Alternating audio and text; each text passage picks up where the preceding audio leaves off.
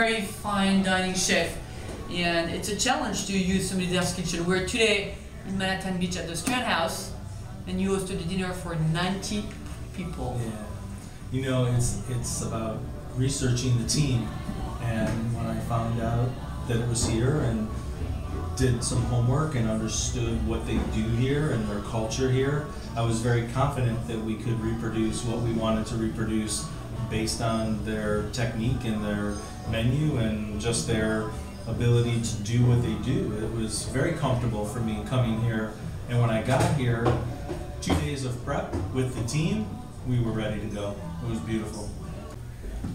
We had different dishes from you, of course. Are they all from your Chicago restaurant, or you mix them with the New Orleans one? They're half from my New Orleans one, and some from my Chicago, and some from my 8 cookbooks that I have. I kind of did a scattering, told a story of all the different dishes through the books, through the restaurants. The bouillabaisse would come from the New Orleans restaurant, That did come from the New Orleans restaurant. I love that bouillabaisse version tweak with the garbanzo beans. Really, really good. So good job. And until the dessert. That dessert that you made was this pineapple. The pineapple carpaccio with buttermilk sherbet, cilantro syrup, and macadamia nut. And that came out of my True book when I was at True. So you cook, but you also write books. It's the second time you're quoting your book, but now we have another book here, which is what, your 8th book, this one? This is my 9th book. 9th book? Yeah, and it's my autobiography. It's my story. Growing up Italian in upstate New York. My father went to prison when I was very young. My father was from Abruzzi, my mother was from Naples. So you're 100% Italian? Yes. So we continue in Italian in the interview or no? No, we do not. We do not. Okay, we continue in English.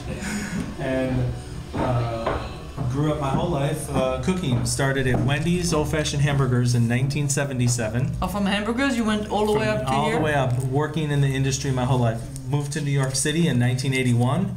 And spent 8 years in New York, and then moved to Chicago and spent 25 years in Chicago, 4 years in Europe with Michel Girard. Oh, now we can speak French then. Un petit peu.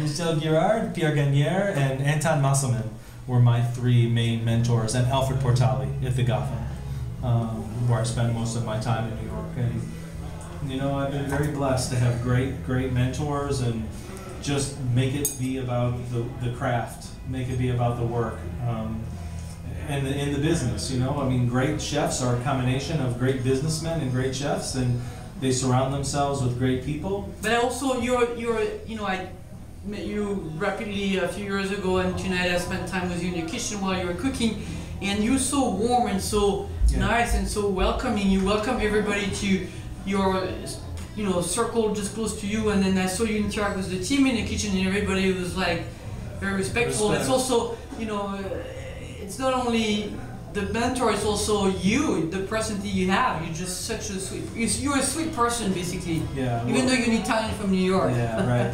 But you get respect because you give respect, and when you give respect, then it's much easier to get respect. And my parents have always taught me that. It's very important, and my grandparents, both of my grandmothers lived with me for many years before they passed away, and they had a great influence on me and everything that they've taught me. So, yes, respect. So you have tattoos. Some of them have a story or what? I do. They are. It's my whole life story. It's 30. So I've been cooking for 33 years. This is my 33 years. I have them. I don't want to get too undressed for you. No, we're not going to ask you to get them.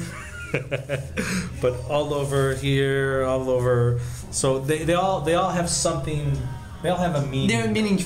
When I was living in New York, when I was living in Europe, when I was living in Chicago, when I was living in New Orleans, they all have something that I will never regret getting, and they all remind me of something special, a special time in my life. So it's a work in progress. You're not done. It's a work. I'm not done. You're not done. You're too young to be done. Well, thank you so much, and I really enjoyed your warmth, and I think because you're so nice, it just shows in the plate. Whatever you cook tonight, and then next time in Chicago. Absolutely. Thank you, Chef. My pleasure.